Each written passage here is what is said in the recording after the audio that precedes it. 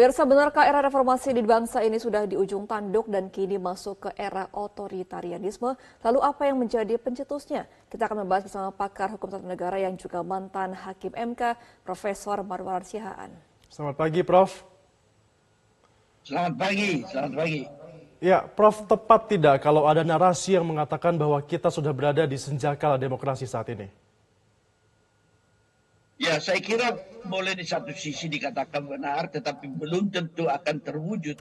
Karena semua negara-negara otoriter yang berada dalam transisi menuju demokrasi, di tengah-tengah jalan itu, di tengah-tengah perjalanan menuju konsolidasi demokrasi itu, biasanya akan menghadapi tantangan-tantangan seperti apa yang kita alami sekarang, yang menggoda para penguasa itu untuk kembali lagi kepada kenikmatan masa otoritarianisme itu. Oleh karena itu, Anda perhatikan, kalau demokrasi yang memberikan kedaulatan pada rakyat itu dikembalikan dalam Undang-Undang Dasar 45 melalui apa yang dikatakan pemilu sebagai sarana untuk menetapkan pemimpin dan wakilnya, itu semua menurut konstitusi kita yang ditetapkan dalam reformasi harus dikawal dengan ketat melalui hukum dan konstitusi.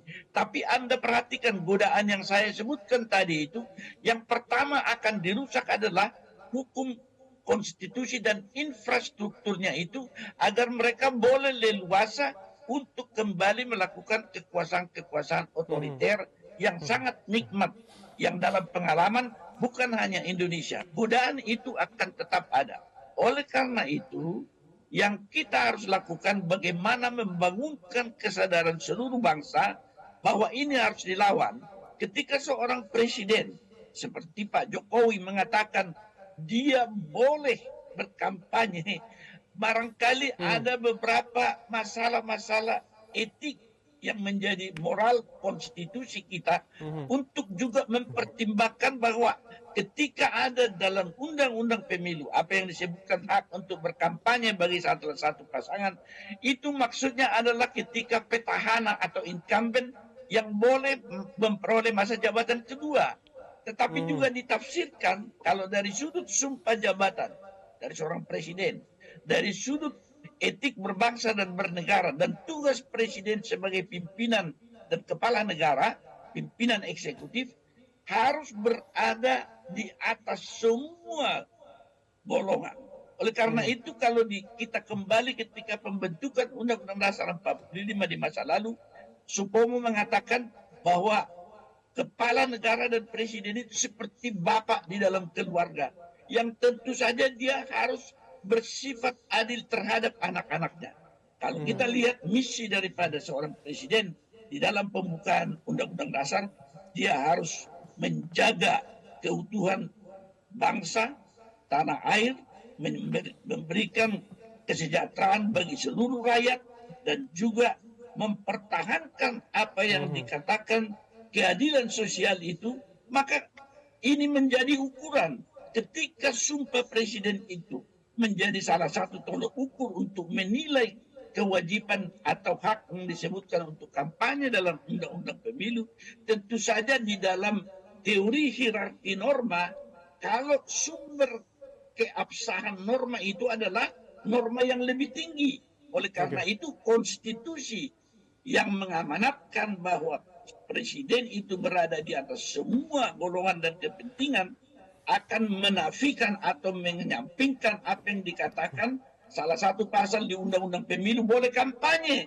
Itu ketika dia incumbent boleh. Tetapi kampanye ketika dia bukan lagi incumbent, meskipun anaknya dengan satu sikap yang dikatakan nepotisme mendukung anak untuk bisa, meskipun peraturan atau undang-undang menyatakan tidak boleh, dengan menghancurkan itu Mahkamah Konstitusi. Inilah memang gejala terakhir yang dikatakan demokrasi berada di ujung tanduk yang disebutkan boleh jatuh kembali kepada otoritarianisme. Kita harus mencegah ini. Seluruh bangsa Indonesia melalui pilihan kita tanggal 14 Februari. Nah, Prof, baru kalau memang kita sudah punya indikasi pemimpin yang cenderung otoriter di saat ini, apa yang harus dilakukan negara dan juga masyarakat bersikapnya? Ya, saya kira kalau di dalam konstitusi sebenarnya ketika bukti-bukti cukup adanya pelanggaran konstitusi, perbuatan tercela seperti yang terjadi ini, mekanisme ada di konstitusi yang disebutkan harus dimakzulkan seorang presiden. Tetapi waktunya ya tidak akan memenuhi ketika jabatan presiden itu akan diserahkan bulan Oktober tanggal 20 tahun ini. Oleh karena itu yang kita lakukan, bagaimana menyerukan seluruh rakyat Indonesia untuk tidak melihat apa yang dikatakan amplop-amplop yang dibagikan oleh seorang presiden. Bantuan langsung tunai beras yang sama sekali merendahkan martabat seluruh bangsa, maka kita menyerukan kita harus mengangkat derajat kita sendiri bahwa kita bukanlah bangsa yang hanya tunduk kepada pemberian sebesar amplop maupun 10 kilo beras itu. Itu juga menjadi pertanyaan besar. Apakah beras itu dari persediaan negara di dalam Bulog yang seperti yang kita dengar, itu juga sudah merupakan pelanggaran hukum. Tetapi bagaimana kita mengendalikan atau mengajak seluruh rakyat tidak ikut menghancurkan sistem hukum dan demokrasi ini. Inilah tugas kita untuk senjakala demokrasi yang disebutkan tadi tidak jatuh betul, karena godaan besar kenikmatan otoritarianisme itu oleh pemerintahan Soeharto sudah dibuktikan 32 tahun. Tetapi kita bisa keluar dari apa yang dikatakan otoritarianisme, perjalanan menuju konsolidasi seharusnya kita berjuang semuanya melalui suara kita tanggal 14 Februari. Ya, Prof, Itu tapi yang kalau saya kira kita harus melihat terkait dengan otoritarianisme ini, apakah indikasinya sudah dimulai sejak kapan tepatnya? Apakah pada saat Gibran maju sebagai cawapres atau sejak kapan sebenarnya, Prof? Sebenarnya indikatornya yang kemudian kita sadari ketika adanya keinginan masa jabatan 3 kali, 3 periode itu sudah merupakan petunjuk bahwa memang ada yang akan dipertahankan di sana dan ingin dikesampingkan konstitusi. Tetapi karena suara kita besar, suara kita kuat, maka masa jabatan presiden itu tetap sesuai dengan konstitusi. Oleh karena itu yang kita lakukan sekarang adalah bagaimana meningkatkan kesadaran rakyat tentang apa yang menjadi muatan dan janji di dalam konstitusi. Karena seorang presiden ketika dia mengangkat sumpah, maka semua loyalitas terhadap golongan, semua loyalitas terhadap yang lain-lain akan berakhir ketika loyalitas dituntut terhadap negara dan konstitusi. My loyalty to my country begins and my loyalty to my people or group ends.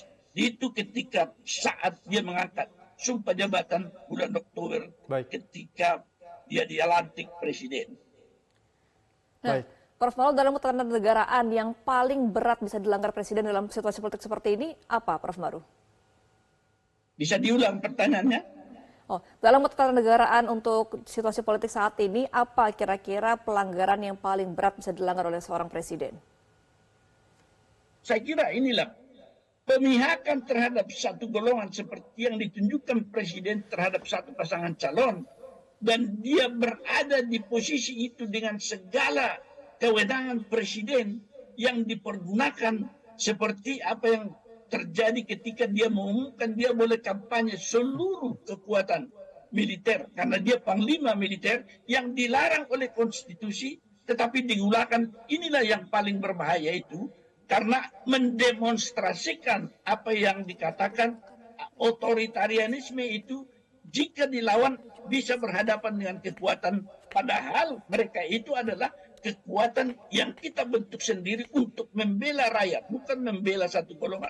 Barangkali pemihakan seperti inilah yang bisa mengatakan Indonesia sebagai satu tanah air yang bersatu dengan keberagaman bisa berbahaya ke masa depan, karena setiap orang yang melihat dengan penuh kecewa atau golongan-golongan yang melihat dengan penuh kecewa akan berusaha untuk memisahkan diri dan membentuk suatu unit tersendiri dalam memerintah dirinya. Ini sangat berbahaya dalam janji untuk kesatuan dan persatuan bangsa. Yang menjadi sebenarnya. Tapi dalam kasus kita ataupun dalam kondisi kita pada saat ini, di mana presiden sudah nampak seperti memberikan isyarat berpihak dengan 02 seperti itu. Fondasi untuk mempertahankan demokrasi ini sebenarnya di mana, Prof? Apakah di presiden atau memang di rakyat? Apa yang harus dilakukan rakyat? Saya kira di kekuatan itu, kedaulatan itu ada pada rakyat. yaitu ketika dia akan menghukum pejabat itu adalah di kotak suara. Pada umumnya negara demokrasi memberikan kewenangan dan hak pada rakyat untuk menghukum pejabat atau pemerintahan yang tidak setia pada rakyat itu setia pada pemilu.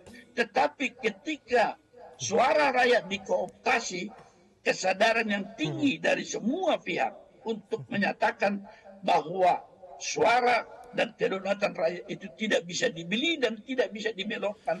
Itulah merupakan upaya kita yang terakhir sekarang. Apabila kita gagal, inilah yang dikatakan slide back, meluncur kembali kepada otoritarianisme seperti di awal pemberitaan hari ini seorang ahli mengatakan itu sudah sejak kala katanya ya slide back, meluncur ke belakang dan kita berada di dalam bahaya seperti yang terjadi sebelum reformasi. Saya kira semua kita pergunakanlah dengan cerdas dan penuh tanggung jawab suara di kotak suara pemilu tanggal 14 Februari. Demikian yang bisa saya katakan. Prof. Maru, sejauh ini kan juga sudah banyak aksi dari pergerakan mahasiswa ya yang melakukan unjuk rasa menolak politik dinasti dan juga pelanggaran HAM gitu. Apa dampaknya jika eskalasi ini tidak bisa diredam? Apakah bisa berdampak lebih luas lagi pergerakan mahasiswa ini?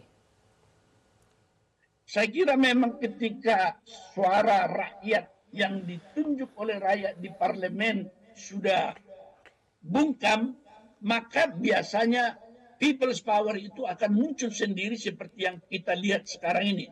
Tetapi seberapa besar ini akan bereskalasi, ini tentu akan menjadi pertanyaan yang tentu kita lihat ke depan ini. Kalau biasanya yang muncul dalam keadaan seperti ini adalah tentu cendekiawan dan para mahasiswa.